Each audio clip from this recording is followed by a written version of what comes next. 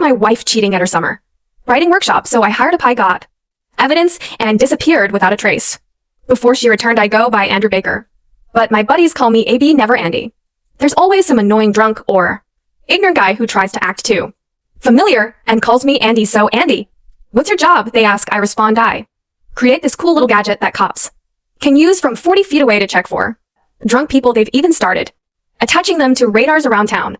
That usually shuts them up, but in case you haven't figured it out yet, that gadget isn't real. It's clear that I have little patience for foolishness lied to me, and things get worse. I'm a simple guy. Not complex at all. I enjoy a straightforward life and find satisfaction in my work. I work as an engineer for a big national company with offices all over the country. I have friends, and while I'm not a heavy drinker, I do have an occasional beer. Honestly, I lean more towards nachos, but that's my battle. If I let it get out of control, I'll gain weight. So I make an effort to keep myself in decent shape. For my age, I used to go sailing every chance I got, but having a wife and 2 young daughters takes up a lot of time. Eventually, I sold the boat. That was just one of the compromises I've willingly made over the years so I could have quality time with the people who really matter to me. I've been happily married to Karen for 25 years. She's a high school teacher. Our 2 daughters are now in college. Claire is studying at Brown University in Rhode Island, and her younger sister Denise is attending Boston University. I probably couldn't afford those expensive schools, but luckily the girls are dedicated students and secured impressive scholarships. Our home is in North Carolina, specifically an area known as the Research Triangle. It's centered around some excellent universities in Raleigh and is surrounded by top-notch high-tech companies. Living and working here is wonderful. I could tell you about Carolina Barb, but it would just make me hungry. I was somewhat disappointed when the girls opted for colleges up north, but I understand they needed to explore beyond their comfort zone, and that's ultimately a positive thing. Our daughters are amazing, intelligent, funny, charming young women with strong moral values. I worry about their safety daily, but I trust their decision-making. Witnessing them grow up and take their initial steps towards independence meant that my wife and I could finally have some time for ourselves again. I had been looking forward to the stage for a while. With both girls away at college, I imagine returning home every evening to a loving wife who would focus her attention on me and vice versa. I pictured us rekindling our connection, leading to days filled with happiness. It was almost like being newlyweds once more. We could enjoy dinners out, attend plays and movies, and finally rediscover each other the way I had always wished. However, reality didn't unfold exactly as I had envisioned. To be honest, looking back on that first year of having an empty nest, I noticed Karen undergoing changes. It seemed like her interests were shifting. While the shift was gradual, it became more evident with time. Initially, I thought these changes were her way of flourishing now that our daughters were no longer living with us. However, I eventually realized that what I was observing was a significant transformation in her values and priorities. Karen is an English teacher, specializing in creative writing. To be fair, she's also a frustrated writer. Being a young mother and teacher, she never really had the chance to write as she wanted during the summer, and whenever she could spare an hour or 2, Karen dedicates time to writing, but so far not much has come out of it. She used to send her essays and short stories to literary magazines, only to accumulate a collection of rejection letters. The grand masterpiece she hoped for never materialized. I'll admit I do enjoy reading her writing, but as a writer, she's never gone beyond formulaic and sometimes overly dramatic stories. She has a romanticized notion of what a writer should be, and secretly, I suspect she's more attracted to the idea of being a writer than the actual writing.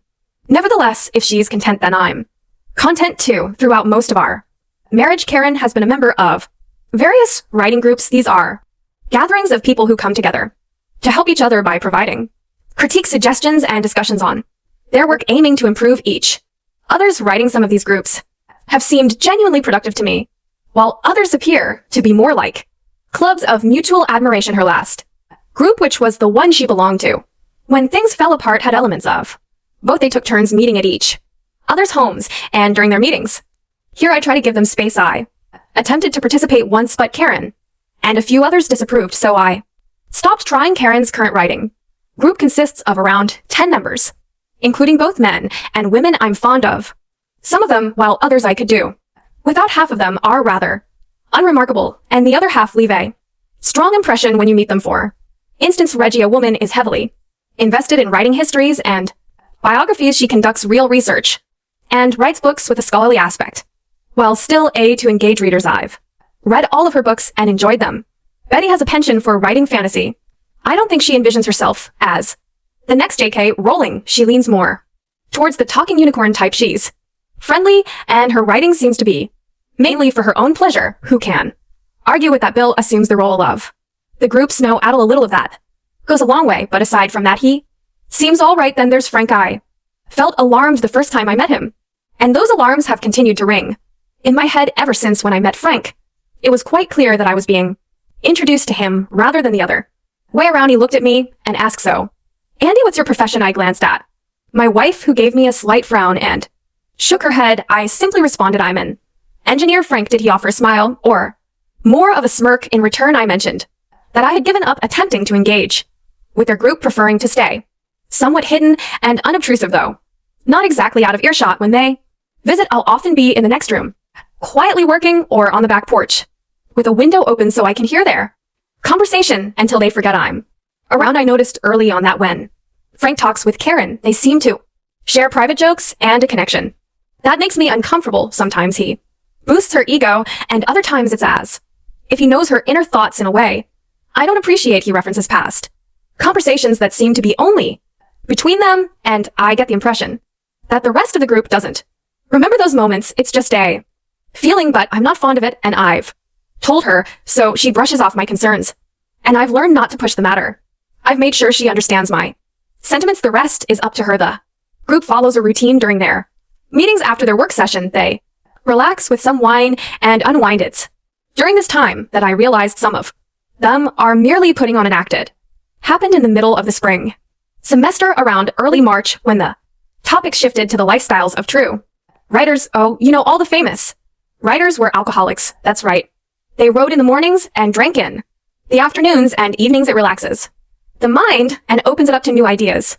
Then in the mornings, their creative thoughts start flowing and they begin to write. In fact, the truly accomplished writers all experienced romantic relationship. That's what truly motivated them. That's what Frank was saying. Thanks for sharing, Frank. I'm starting to understand where you're coming from. That's when Karen's words hit me like a punch in the gut. Oh, absolutely. It's the intensity and the thrill of the unknown, the excitement of keeping it all hidden from everyone else. That's where the genuine inspiration is found. Some of them chuckled while others didn't, so I convinced myself it was just a jest, yet I kept an ear on their conversation for the rest of the evening. Maybe we should all have a wild night of passion sometime, and then we'll each write the next great American novel. That came from Bill. I couldn't quite figure out if he meant it humorously or not. Character flaws don't serve as the basis for exceptional writing. What truly builds outstanding stories are qualities like humanity, empathy, and confronting the mysteries of the unknown. I mentioned before that I liked Betty Unforgettable. Stories are about overcoming challenges, striving for greatness despite all odds, and leaving the world in a better state than it was before. Well, perhaps if you conjure the right enchantment, we can avoid all the hassle that was that jerk Frank. Again, to their disgrace, some in the group seemed to find that amusing. I'm not so sure Betty did, and I had a hunch Reggie didn't either. They carried on talking about writer drinking habits and affairs, and I continued to eavesdrop without giving anything away. Then I caught an intriguing part of their conversation. Is anyone else planning to apply for the Illinois Writer Workshop this summer? Frank was speaking once more. Oh, I already submitted my application.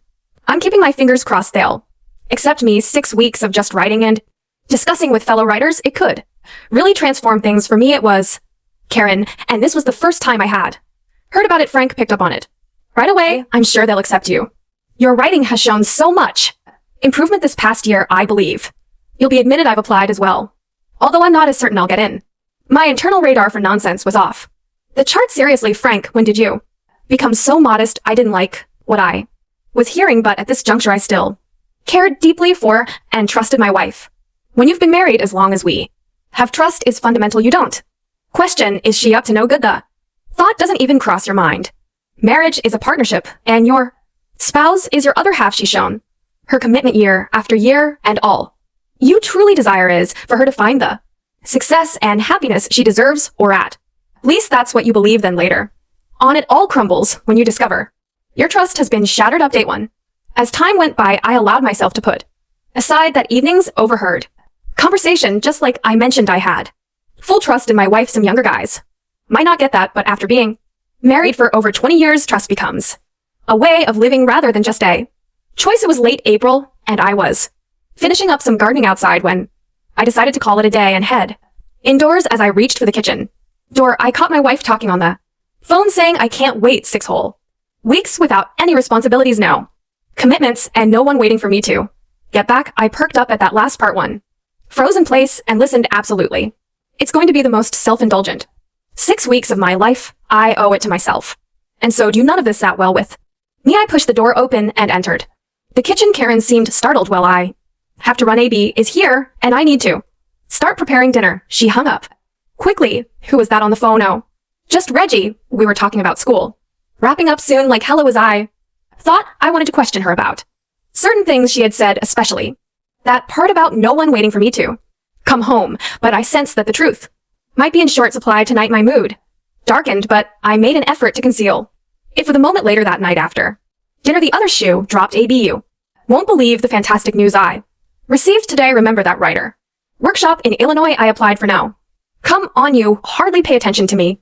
To be honest, I had heard about that workshop before, but that was only because I'd overheard her discussing it that night over a month ago. I don't recall you mentioning it. Yes, I did. I applied for a 6-week writers workshop.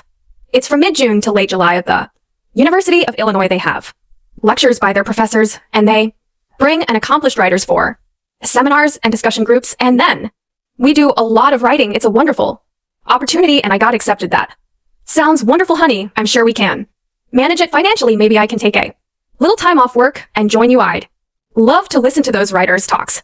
Her reaction seemed surprised. "Oh, well, we can consider it. It's going to be a really intense 6 weeks, and I won't have much free time to spend with you." My instincts were tingling again. "Well, you know I'm not demanding, and maybe I could be the coffee guy for the group." She offered a slightly nervous smile. "That could be nice, dear. Let's see how it goes. I've been in the receiving end of such deflections before, and I knew what it meant." She was planning to ensure I wouldn't end up going to Illinois with her. "I get the feeling you'd rather I didn't go with you." "Oh no, it's not like that. I just worry you might find it dull. You're into computers and circuits, and this is just writers talking about big ideas." Back, I didn't voice it, but mentally I was shouting it loud enough for the whole neighborhood to hear. "I'm not unintelligent, honey. Oh, I didn't mean it like that. I'm just saying your mind leans towards details. Writers grapple with larger life questions, big, but I kept that thought to myself. I could tell when I was being sidelined. "I'm sure you'll excel." She's caught up tonight. Later that evening, after Karen had gone to bed, I logged onto the internet to review her phone records. AT&T offers that feature all incoming and outgoing calls along with text messages are recorded. I examined the phone log, and the call that I had interrupted wasn't with Reggie, or if it was, it originated from Frank's phone. It's astonishing how quickly trust can crumble after a quarter-century of marriage. When you catch your wife lying and discover her making plans to exclude you. Weeks passed, and she seemed consumed by discussions about the workshop. I attempted multiple times to discuss the idea of going with her or visiting at some point, but she dismissed the idea each time. Then she shifted from rationalization to manipulation. "AB, I've got the most exciting news. I got you, and Jake too, tickets to a fishing camp in northern Canada in late June. You can take Jake, and both of you can enjoy fishing for those big brown fish you're always talking about." It was quite expensive, but I wanted to express my gratitude for your understanding about the writers' workshop, and I felt a bit guilty that you wouldn't be enjoying yourself. "So I want you to go and have a great time. Then we can share our experiences when I return." I suspected something wasn't right. "Thanks, dear. That was considerate of you. Honestly, I'd have a better time with you. AB, we've been through this. It's just not logical. I'll be working throughout, and I'd feel bad neglecting you." Like that, I studied her face and eyes briefly, trying to interpret what I saw. Was it condescension? "Thanks, honey. Canada sounds fun." My tone lacked enthusiasm. In my mind, I was plotting my options. A surprise trip to Illinois was at the forefront. "Well, you could at least say it with a smile. Those tickets were expensive, and I want you to be happy." "Sure, sounds fun." I headed down to the basement to tinker for the rest of the evening. Our house is old and has one of those floor grates in the hallway. It lets warm airflow from the furnace room and was the original way of heating the first floor. Initially, I made a point not to step on it accidentally, but over time I grew used to it and Forgot about it presents the phone is. Also in the hallway, I was quietly working in the basement contemplating my next steps when I overheard Karen making a call. Yes, I gave him the tickets. He's still hesitant. I don't know. I keep telling him he won't enjoy it. No, I can't. Just tell him not to come. I understand. And I want that too, but I want to stay married afterward. I just need him to give me some space to enjoy myself for a few weeks. I deserve it. I've earned it. Yes, I want those weeks with you as well. All right, let's wait a bit. I think he'll come around. Okay, baby, I miss you too. Write something great for me tonight. With that, she ended the call. I felt a lump in my throat. I'm not clueless. I recognize infidelity when I hear it. Either Karen was in an affair or considering one anything less, and she'd still have a lot of explaining to do it. Took me 20 minutes to gather my thoughts.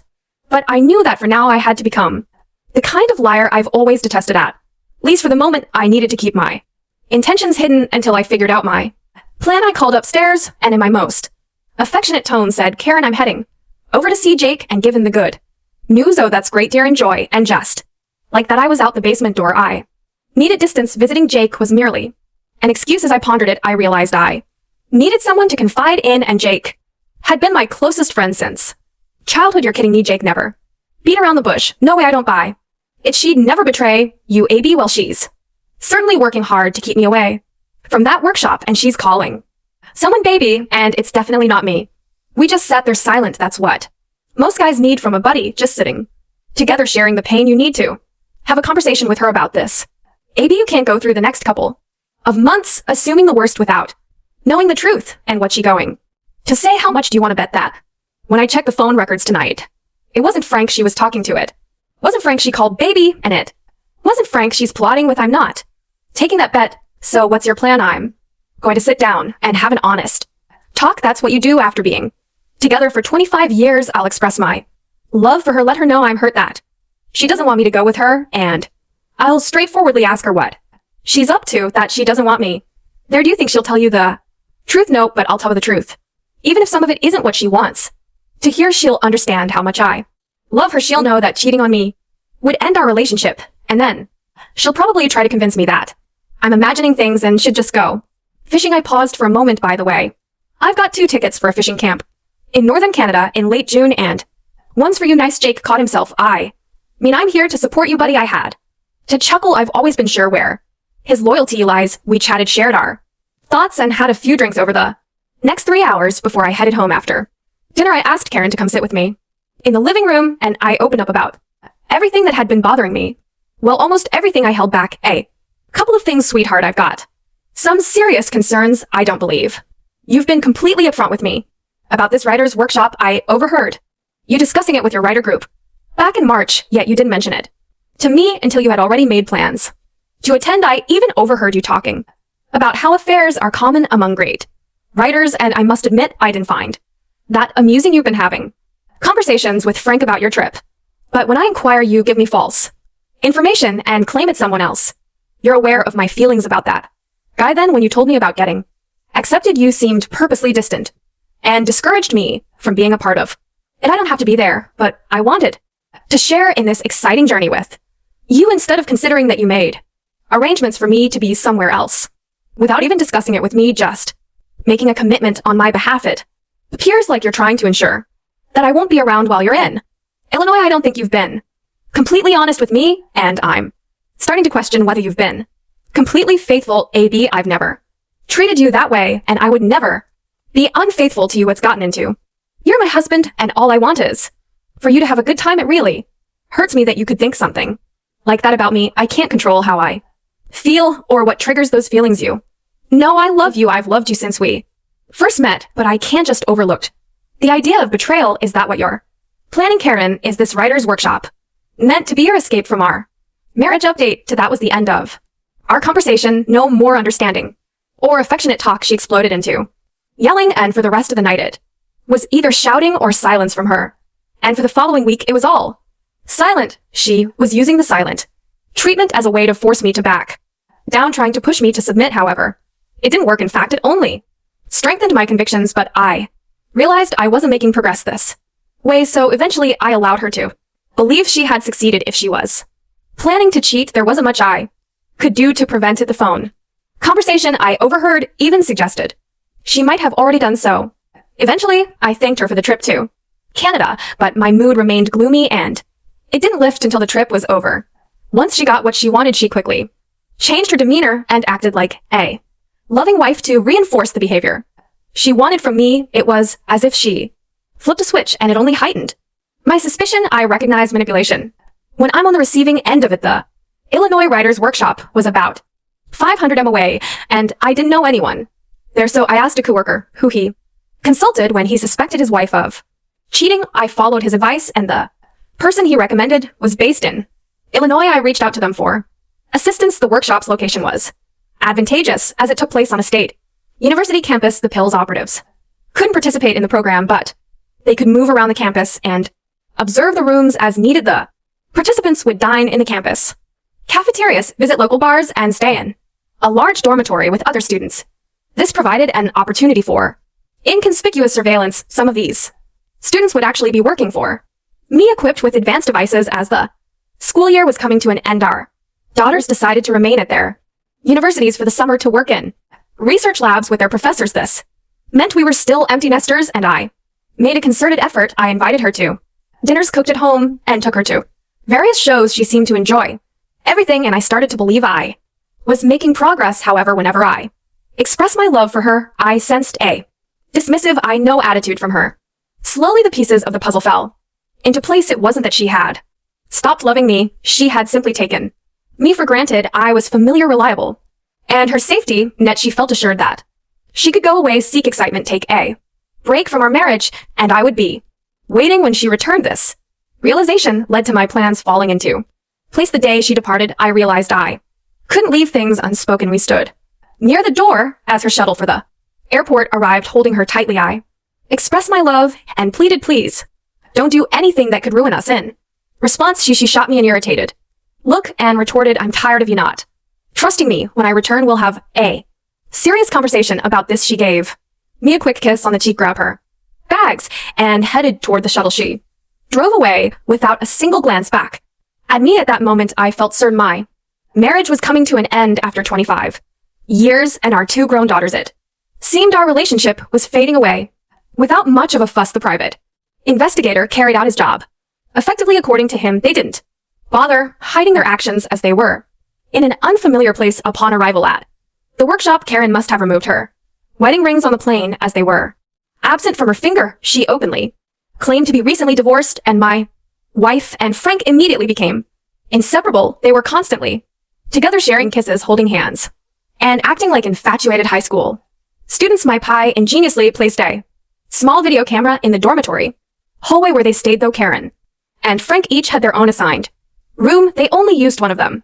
Occasionally they used her room, sometimes his, but always they spent the nights together. I was already aware of what was transpiring in those shared dorm rooms, yet my pie and his team went a great lengths to confirm my suspicions. One evening before it got dark, my wife and Frank retired early. 2 operatives, appearing like typical college students, sat against the hallway wall, discreetly slipping a miniature fish eye camera beneath the door. This device captured a 20-minute video of Frank in action. The video quality was surprisingly clear, and when he finished, it was evident he hadn't used protection. That was the final straw for me. My decision was clear. I was done with this marriage. Anything else the team uncovered was just additional evidence to solidify my stance. My private investigator kept me updated regularly, but after that initial week, her destiny was clear, and my choice was made. Starting from the early days of her workshop, I used my time to put my plan into action. I aimed to become a vanishing presence, almost like a ghost. When she returned, I would have disappeared, and there would be no going back, no lies, no ultimatums, no lengthy talks, explanations, justifications, or attempts to mend things. There would only be divorce. My marriage had come to an end. Love doesn't fade quickly, but what's love without trust? A future can't exist with a cheating wife. Some might argue that my solution was feeble. They could suggest she deserves physical punishment, utter embarrassment, and complete destitution. However, in the end, the law would prevent me from pursuing any of that, and I had no intention of ruining the rest of my life by seeking such vindictive revenge on my unfaithful wife and her lover. My revenge would be taking away the one thing she always relied on, the steady presence that supported her, consoled her, uplifted her, and motivated her, I was taking myself away. Frank wasn't a worthy catch he couldn't provide what she needed long-term where would have divorced 50-year-old mother.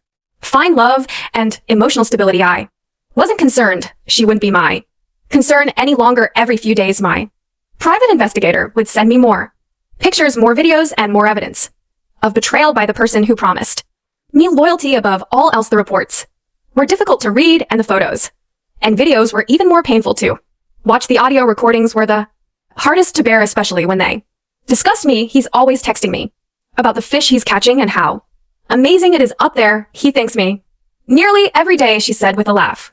He's clueless. Frank joined in the laughter. Keep him in the dark, treat him like a mushroom, and you're free from his annoyance. He might as well enjoy himself. For now, when I return, I'll confront that nerd about his accusations. How dare he keep accusing me of cheating? But you are taking a little break from our marriage, right, beautiful? Or is that another woman sharing my bed every night? She actually giggled at that. What a maybe. He's on to something, but I won't tolerate it. I may write her, damn it, and he's holding me back with his circuits and computer jargon, his millimeters and micro thingamajigs. What does he understand about big ideas? Update 3. I pondered various revenge tactics. I realized that none of those options would truly satisfy me as long as my life remained connected to hers. Only one choice remained, so I began the process of distancing myself from her. I had an open conversation with my boss, explaining everything. He understood. Having gone through something similar himself not too long ago, he arranged a transfer for me to our company's office in Portland, Maine. I found the idea appealing. I was familiar with the people there. They were skilled and professional, and I enjoyed their company. The town and the state both appealed to me. I scheduled movers to transport half of the furniture and all my personal belongings up north. I ensured my car was in good shape for the journey. Then I consulted with a lawyer to initiate the divorce proceedings. As for financial matters, Karen had her own insurance and retirement account. I removed her name from all my assets and made my daughter the beneficiaries. I signed a quick claim for the house, granting it to her in exchange for no alimony. She would keep her car, but needed to handle her own insurance. I planned to handle the bank accounts and credit cards closer to the end, keeping my intentions discreet. From that moment forward, I focused on reinforcing my resolve. What I mean is this: I attempted to call her to inquire about how the workshop was progressing and to express my love. I believe that hearing her lies would strengthen my conviction that my actions were justified. She didn't disappoint. In less than 2 minutes, she answered with enthusiasm, declared her affection, and hurried off to dinner. My private investigator later informed me that Frank was right, beside her, exchanging knowing glances and mocking gestures which only affirmed my decision. It became evident that she treated the situation as a joke, confirming that I was on the right path. Subsequently, I chose to communicate with her through text messages instead of phone calls, as I wasn't sure I could keep my emotions in check over the phone. I would update her about successful fishing trips, but in truth, I sent Jake and his wife on those outings. They had a great time. Jake made a wise choice, and his spouse, I did pay them a farewell visit before my departure, and they promised to come see me as her 6-week workshop drew to a close. I concluded my final tasks. A friend who's a real estate agent gave me a for sale sign. A place in the front yard. I couldn't actually sell the house without her consent, especially since I had already transferred ownership to her, but she was unaware of that detail. When she returned home, the sign would be the first thing she noticed. I changed the locks on the house to make it feel less like a residence, selected certain photos from her trip, including explicit stills from the video taken beneath Frank's door, and compiled a copy of the Pies report. I left all of this on the dining room table to ensure she was aware that her actions had been uncovered. Most of my belongings had already been moved by the movers who would store them until I was ready. I only carried 2 suitcases, my briefcase, laptop, and guitar with me. My guitar was a must. I couldn't entrust something so precious to anyone else while Frank might be involved with my wife. I cherished my guitar deeply. My initial plan was to depart the next morning, knowing she wouldn't return until later that night. This way, I'd be long gone when she arrived. However, I had a change of heart the night before. I wanted her to experience the pain right away, while she could only wait and worry until her return. I sent her an email containing 3 carefully chosen photos of her and Frank, along with the words, "Divorce you, I divorce you, I divorce you." I opted for one photo where they were nearly intimate on the dance floor, clearly showing she wasn't wearing her engagement, and wedding rings the second. Image captured them walking into his dorm room while holding hands the third. Was a screenshot from the dorm room. Video showcasing her face. Clearly I anticipated she would see these images and hoped it would tarnish her final romantic night with Frank as they frantically searched for cameras that were already removed. Subsequently, I turned off my phone, leaving the house that had been our family home for countless years. Was a mix of pain, uncertainty, and newfound freedom. It felt like the most challenging, uncertain, and liberating moment of my life all at once. In essence, my wife was gone from my life. I didn't know the when or the why, but it was as if she had died, even if I hadn't caused it myself. The woman who, resembling my wife, was a stranger to me, someone I didn't recognize and didn't wish to reconnect with. I was embarking on a fresh start, facing an unknown path ahead. Amidst the deep sense of loss, there was an odd sense of liberation. The weight of deceit, betrayal, and belittlement was lifted off my shoulders, if only temporarily. The only cost was that half of my life was now inaccessible. Though it was late, my mind was racing, so I drove for about 100 mil